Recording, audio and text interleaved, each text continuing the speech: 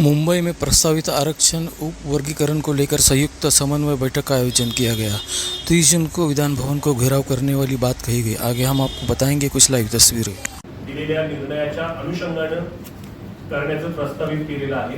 त्याला अनुसूचित जाती प्रवर्गातील प्रतिनिधी म्हणून आणि मेजर कास्ट म्हणून आमचा त्याला तीव्र विरोध आहे। कारण सरकारने प्रस्तावित केलेलं आरक्षण उपवर्गीकरणाचं धोरण हे अनुसूचित जातींमध्ये फूट पाडण्याचा प्रकार आहे। ज्या वेळेला अनुसूची तयार करण्याचा विषय पार्लमेंटरी फोरम समोर 1950 लाच होता, त्यावेळेला या सर्व प्रश्नांना उत्तरं दिली गेली होती आणि त्याचं त्या वेळेला सर्व सविस्तर समाधान करूनच होमोजिनिसच्या मुद्द्यावर एकत्रित असल्यामुळे ही अनुसूची तयार करण्यात आलेली होती। या अनुसूची संदर्भामध्ये बदल करण्याचा खरं तर कुणालाही अधिकार नाही, परंतु मोठ्या प्रमाणामध्ये भारतीय संविधानाच्या हक्क व अधिकारांवर अतिक्रमण करून हा अत्यंत चुकीचा निर्णय अनुसूचित जाती प्रवर्गावर लादला जातोय। त्याचा आम्ही तीव्रपणे निषेध करत आहोत। अनुसूचित जातीमध्ये 59 जाती आहेत।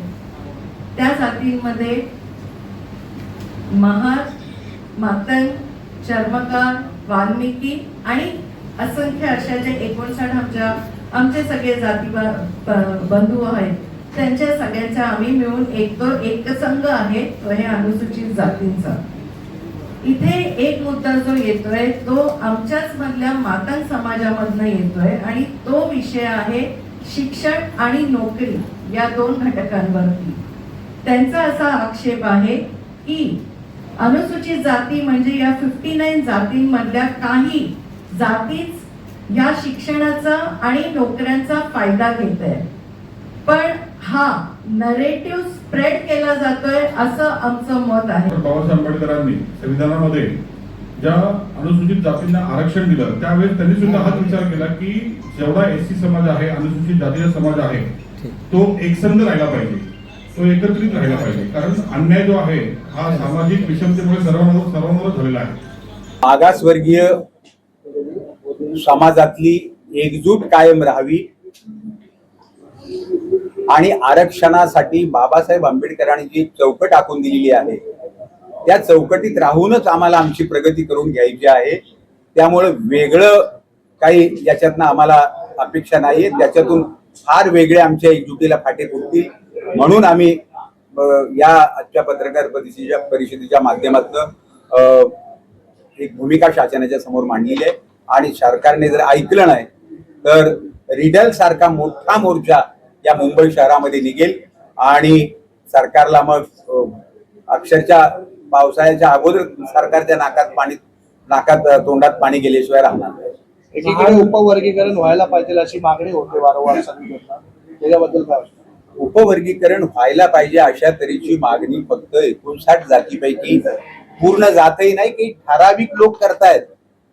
कुठल्या 59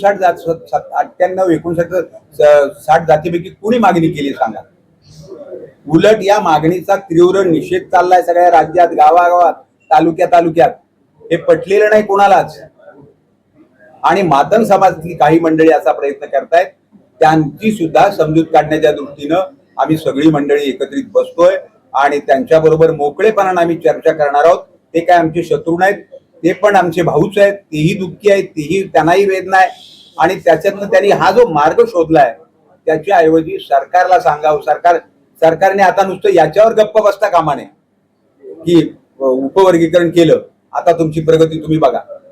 तुम्हाला सरकारला वाटतंय ना, सरकारची खात्री झाली आहे ना की हा समाज मागे आहे, मग सरकारने मोठ्या पॅकेजची घोषणा करावी, आम्ही त्याला पाठिंबा देऊ। वर्गीकरण रद्द नाही झालं तर आपला तोटा काय होईल?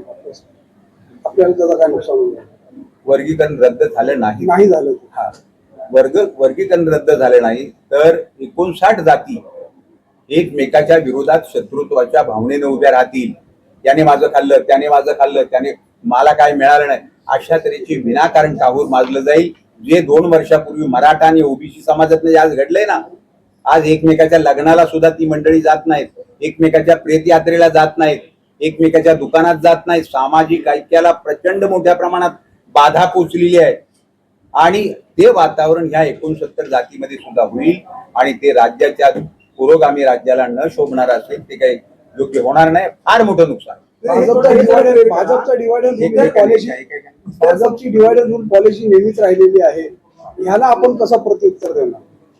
त्याला प्रत्युत्तर देऊन ती पॉलिसी हाणून पाडण्यासाठीच आम्ही सगळेजण संघटित झालोय.